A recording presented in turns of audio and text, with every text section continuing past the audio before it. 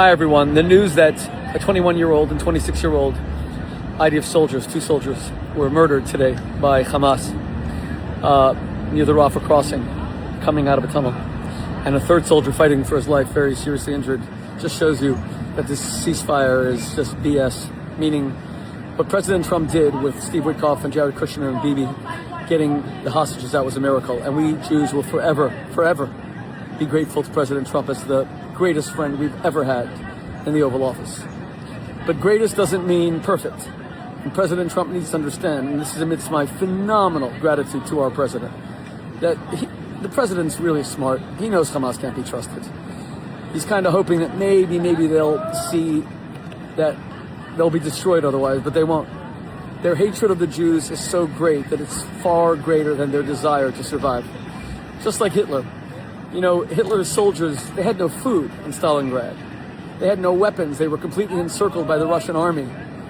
And Hitler's trains were not bringing them blankets as they were freezing 40-degree below zero temperatures in Stalingrad under Field Marshal Paulus. He would be promoted to Field Marshal by Hitler in the hope that he killed himself. There's no German Field Marshal had ever been taken as a prisoner of war. It didn't help. He surrendered with 90,000 troops and became an anti-German propagandist. He even testified against the Germans, Paulus, at the Nuremberg trials.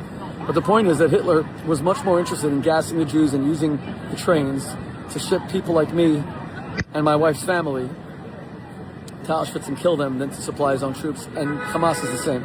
Hamas will choose the total evisceration of the Jewish people above any of their survival, even one fighter.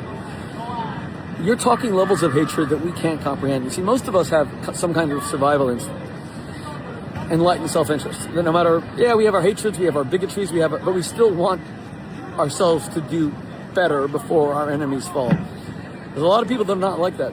And when it comes to anti-Semitism, it's that kind of hatred. It's so severe.